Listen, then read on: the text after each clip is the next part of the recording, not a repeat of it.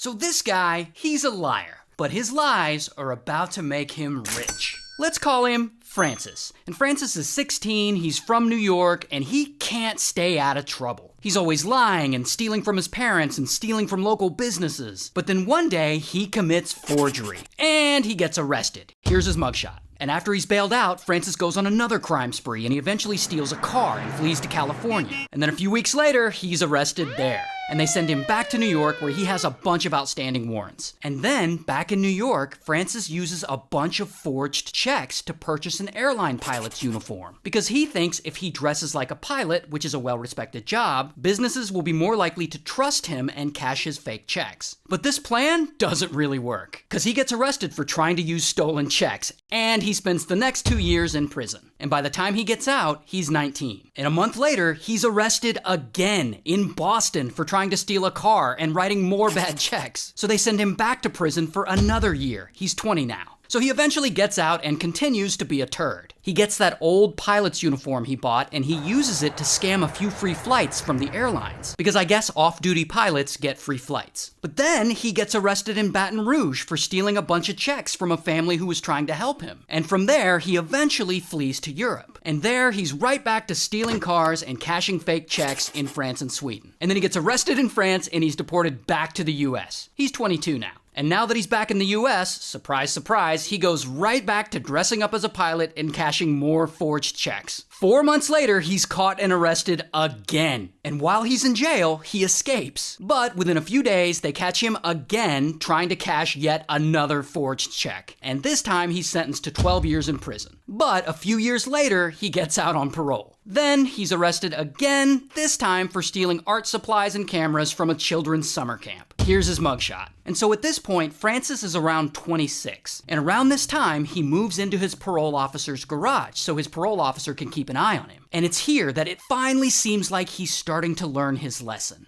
Until Francis is around 27 at this point, and he decides to start his own anti-fraud consulting company. And he starts holding these like crime prevention seminars where he gives speeches. So he gives these speeches and he tells everyone he's a reformed criminal. But he doesn't just tell people about all the check fraud and stealing from people and dressing up as a pilot to get free flights. No, instead, he starts making up these fantastical stories about how from the age of 16 to 20, he had snuck into a hospital and had pretended to be a pediatrician for an entire year, and how he had pretended to be a lawyer for another whole year, and how he faked being a sociology professor at BYU for a few semesters, and that he stole $2.5 million from the airlines, and that the FBI had been chasing after him for years and he made some kind of daring escape through an airline toilet. And all of these stories are bullshit. I mean, these aren't just small embellishments. These are things that he completely makes up. And we know this because during the age when he supposedly did all this stuff, he was locked up in prison.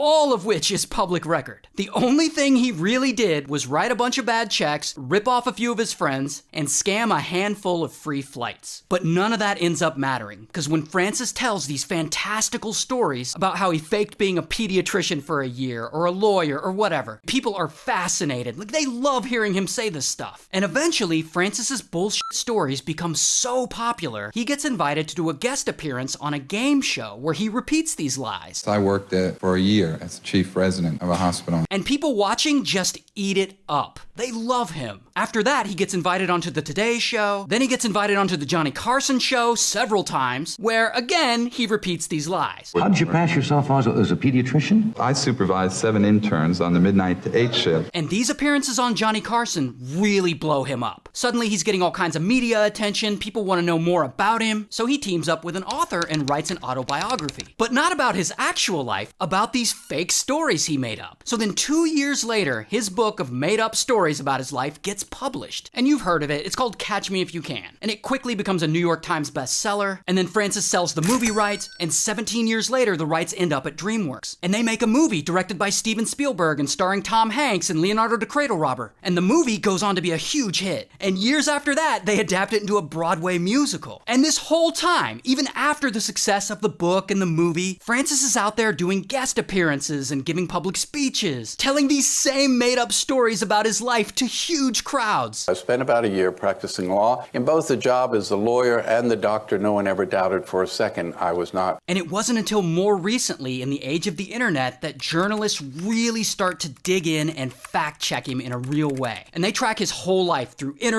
and public records, and they realize Francis isn't some brilliant impersonator. He's just a pathological liar. And to this day, he's still running his anti-fraud company, and he's still out there giving speeches. Shout out to Hollywood.